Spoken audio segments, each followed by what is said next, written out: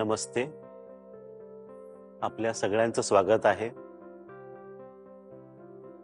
अशा आपल्या जीवनात खूप समस्या येतात, कठीण परिस्थिती येते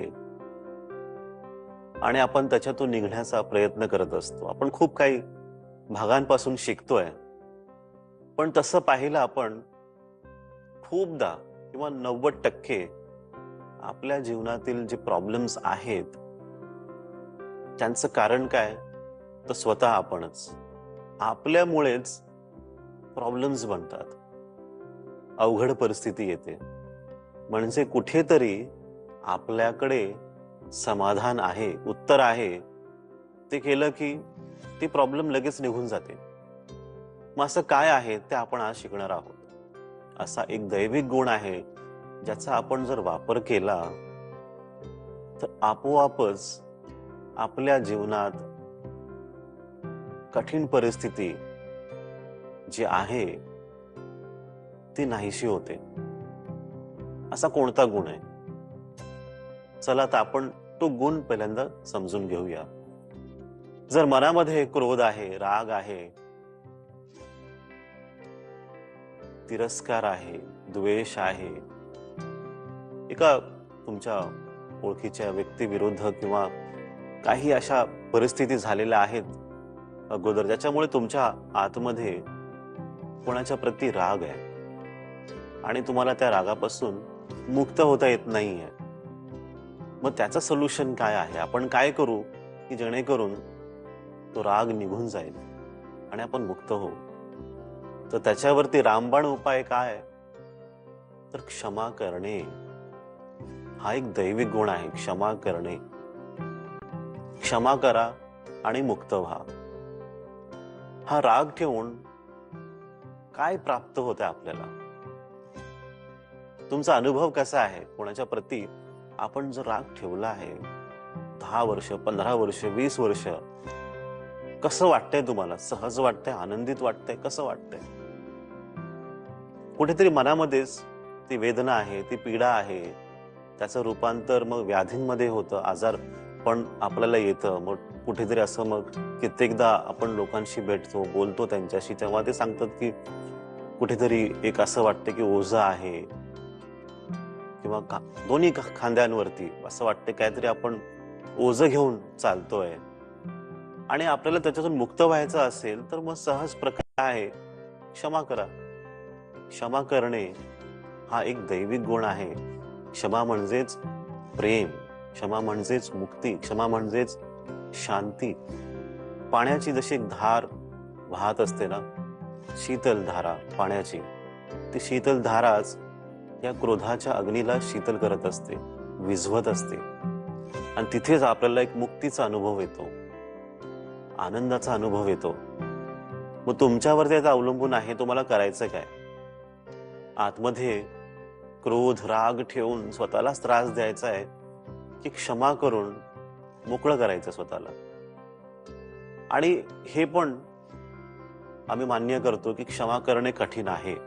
दादाश्रीजी तुम्ही सांगता क्षमा करा, पण जेव्हा आपण खरोखर क्षमा करण्यासाठी बसतो, डोळे बंद करून किंवा प्रार्थना करत असताना ही क्रिया फार अवघड वाटते. असं वाटतं की नाही नाही होऊ शकत. आम्हाला त्यांनी फार त्रास दिलाय पण आम्हाला त्या व्यक्तीला क्षमा करताच येत नाहीये. मान्य करतो कित्येकदा हे अवघडही होऊन जातं, पण आपल्याला तरी सुद्धा पुढे जायचंय. जीवनात जर तुम्हाला खरोखरच चांगलं काहीतरी करायचंय, अर्थपूर्ण जीवन जगायचं आहे, काहीतरी मोठं करायचं आहे, स्वप्न मोठं आहे तुमचं, मग त्याच्यासाठी आपल्याला परिश्रम करायचा आहे, हे तुम्ही मान्य करता. मग तसंच क्षमा करणे अवघड आहे, पण आपण त्याच्यापासून पाठी जाणार आहोत की त्या क्रियेच्या तर्फे आपण वाटचाल करणार आहोत की नाही आपण क्षमा करूया, त्याच्यापासून लांब नाही जायचंय. हे अवघड आहे मान्य करून आपण एकदा ठरवूया की मला पुढे जायचंय, काहीतरी चांगलं करायचंय आणि त्याच्यासाठी जर क्षमा करणं हे महत्वाचं आहे तर मग मी करणार, मी क्षमा करणार. कोणताही व्यक्ती असू दे, क्षमा केल्याच आपण मुक्त होतो आपली वाटचाल अजून पुढे जाते. आपल्या बरोबर असणारे सगळी लोक आपल्या बरोबर अजून छानपैकी त्या प्रवासात पुढे निघतात, हे आपल्याला ठरवायचं आहे. आपण स्वतःला अडकून ठेवणार आहोत, तशी गाडी अडकते, गाडीचं टायर कुठेतरी जमीन अडकलंय, तसं आपण अडकणार आहोत की पुढे निघणार आहोत, हे तुम्ही ठरवा. क्षमा दैविक गुण आहे. तुम्ही सुरू करा तुमची वाटचाल की मला आज क्षमा करायचंच आहे.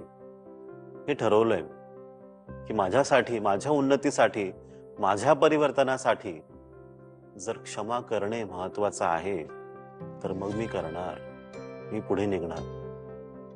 हा भाव, ही भावना आपल्या सगळ्यांना जपून ठेवायची आहे. प्रॉब्लेम्स खूप आहेत, समस्या खूप आहेत, पण त्याच्यावरती जो उपाय आहे हा क्षमा करणे आहे.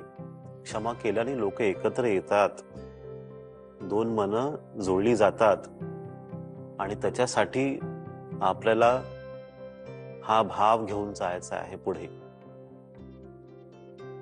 सूत्र आजचं काय सांगतं आपल्याला?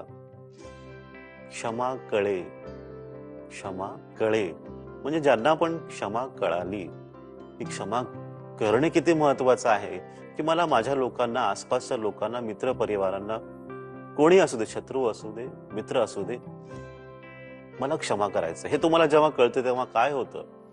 क्षमा कळे त्यास सुगती मिळे. त्या व्यक्तीचं काय होतं? त्याला चांगली गती मिळते. म्हणजे तो थांबलेला आहे तो पुढे जातो. त्रास आहे, व्याधी आहेत, पीडा आहे, दुःख आहे, रडगाणं चालू आहे, तो पुढे निघतो. कसा निघतो? क्षमा करून. क्षमा कळे त्यास सुगती मिळे. हे सूत्र तुम्ही व्यवस्थित समजून घ्या. येणारे 7 दिवस तुम्ही ह्याच्यावरती चिंतन करा. काही प्रश्न असतील तर नक्कीच विचारा. पुढच्या आठवड्यात पुन्हा आपण भेटू एक नवीन विचार घेऊन. आपल्या सगळ्यांचं कल्याण हो, आपल्या सगळ्यांचं मंगल हो. नमस्ते.